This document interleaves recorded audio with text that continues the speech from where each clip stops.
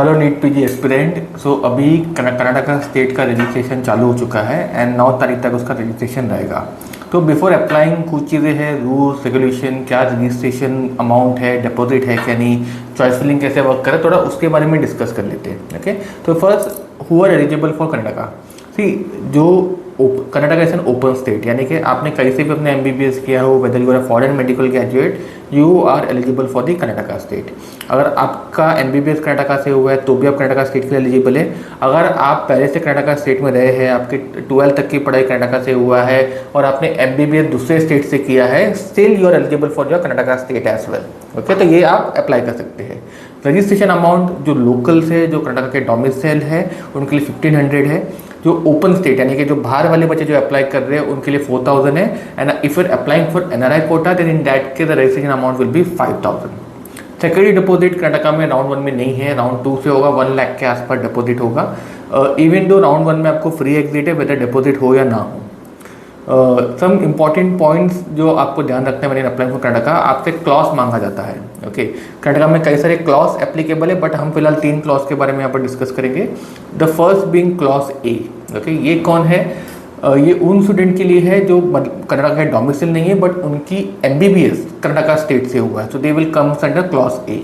Then we have clause C, ये वो बच्चे जो कर्नाटका स्टेट के डोमिसाइल है, जिनकी पढ़ाई वहाँ पर हुई है, 10th 12th वहाँ पर हुई है, बट उन्होंने MBBS दूसरे स्टेट से किया हुआ है, सो उनको क्लॉज सी एप्लीकेबल होगा। Then come the clause Y, ये वो बच्चे हैं जिनकी MBBS कर्नाटका से नहीं हुई है, neither they are domicile of Karnataka state. ये दूसरे स्टेट के बच्चे हैं जो कर्नाटका के प्राइवेट कॉलेज के लिए अप्लाई करना चाहते हैं, ये क्लॉज वाई में आते हैं। एक चीज़ और आपको ध्यान रखना है, कर्नाटका में जब आप अप्लाई करेंगे आप क्लॉज वाई से, तो आप ओपन करके कंसिडर किए जाएंगे, और अगर आपका MBBS कर्नाटका स्टेट से हुआ आप GMP में कंसिडर किए जाएंगे। कर्नाटका में 3 ऑप्शन है आपके पास नॉर्मल स्टेट कोटा की सीट होती है। Okay, we have management quota जिसको अदर्स कोटा भी बोला जाता है, then we also have NRI quota जिसके लिए अप्लाई करते हैं। ओपन में फीस वेरी करता है, 13 लाख के भी है, 50 लाख के भी है, 60 लाख तक भी फीस जाता है for the open category.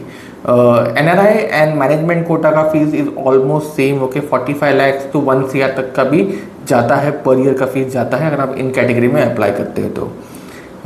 If you are applying for NRI category, whether your parents are NRI या फिर आपके फर्स्ट ब्रेथ रिलेटिव जो है उसके थ्रू आप NRI कोटा के लिए भी आप अप्लाई कर सकते हैं। When you are doing choice filling for the Karnataka state, you have to be very thoughtful.